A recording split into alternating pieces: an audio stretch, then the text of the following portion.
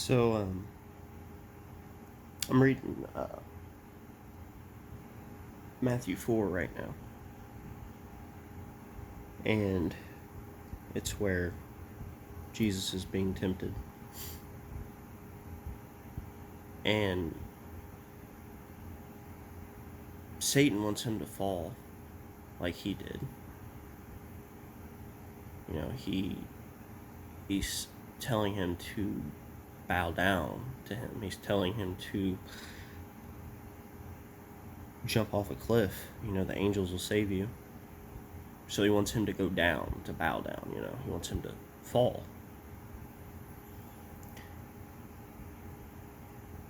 And it just got me thinking, like, the biggest thing that's always on my spirit is not being deceived. I'm constantly, telling family members,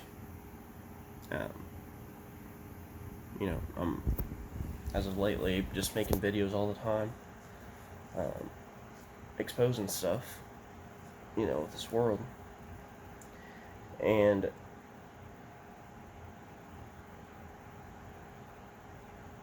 it's so easy for us to want to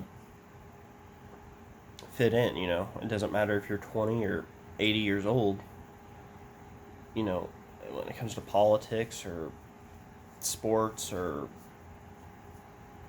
just anything, if you're talking to somebody, let's just say it is politics, and they're, let's say, right-winged, and you agree with everything they're saying, and you're, carrying on a good conversation, everything feels good, But when you really think about it,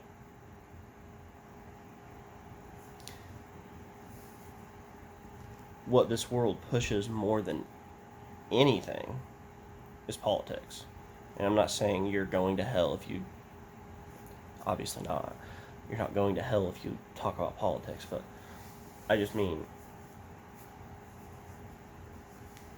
like Jesus says later on, after this, he says, what is it to gain the whole world but lose your soul? And this was part of the temptation, was, you see, he took him to a mountain. He's like, you see everything here. He says, I will give it to you if you bow down and worship me.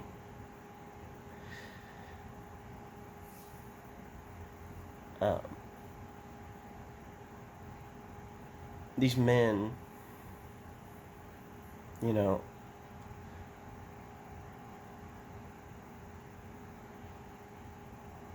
they appear to want the right thing.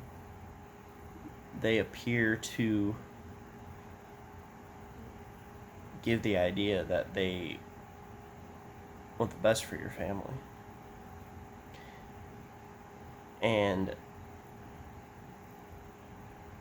But what they've done to get to that place, in politics I'm saying, is they bow down to the king of this world. That's what they did.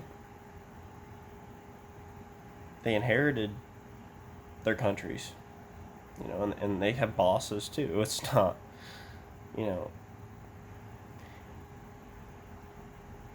I'd say most people are aware now that when you're the president, that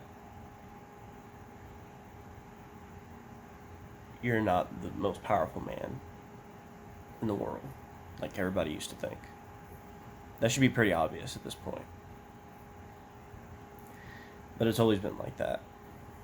And that's the thing.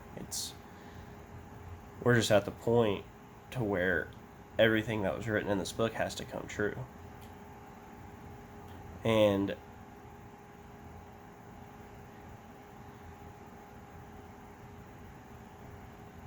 they still have to give you the appearance that they are in power and that they do want the best for you. They still have to go with that, It's because that's what everybody's known. That's just to keep the peace. But when it all comes crashing down and the new system is built, new monetary system, the new rules, the new laws, which is soon, that is very soon,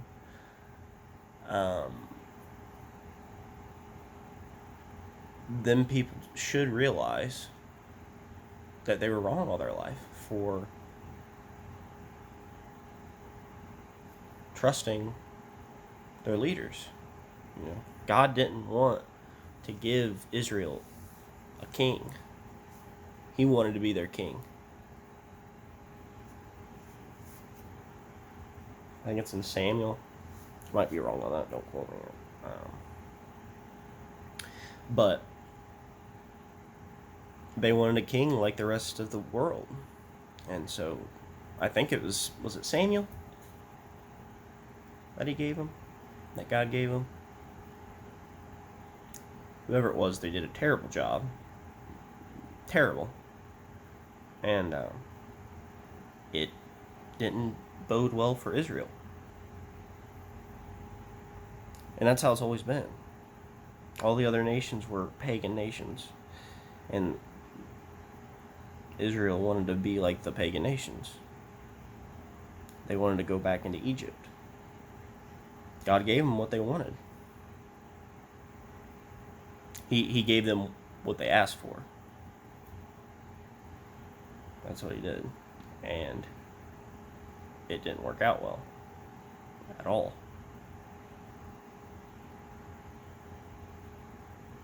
Kind of reminds me of today when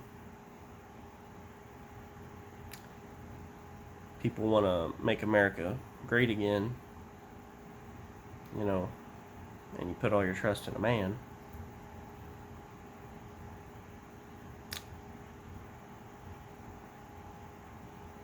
And that man gets crucified, and that man talks about saving America when he resurrects. It's all a show. But I don't want to get too deep into that. But what I'm saying is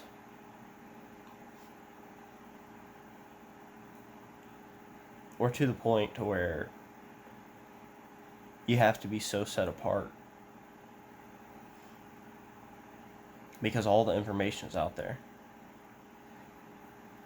If you would listen, you know, if you read and you listen and you ask for guidance on who to trust, you'll realize that anybody that has any power you can't trust.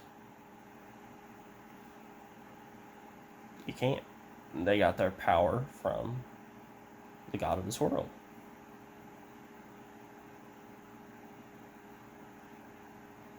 Am I supposed to believe that billionaire, you know who, was supposed to make this place great? All of the wives, the you know, Miss America. Money, money, money, money, money. Celebrity Apprentice, best friends with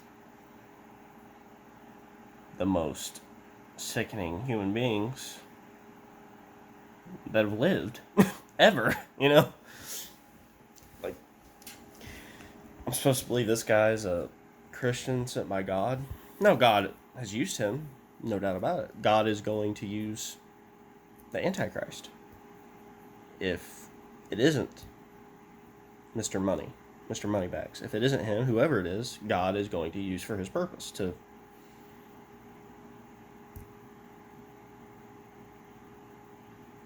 get his bride, to take us home, you know.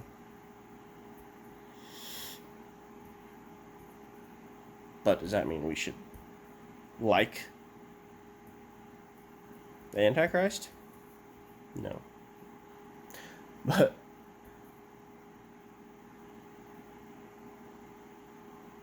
It's just so deceptive, man.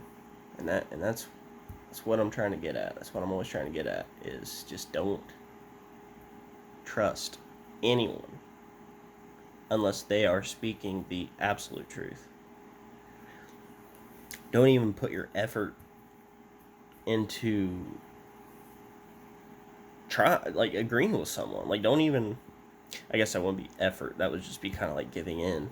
But tell them, you know, just throw a thing or two out there. Oh, did you know this politician said this and they did that? You don't have to come out and say, oh, this person's the Antichrist.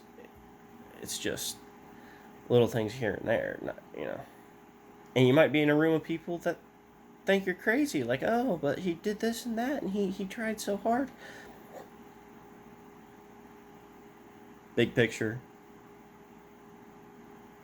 these people don't want to help you.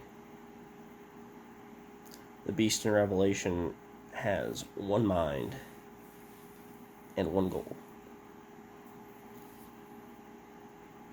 So,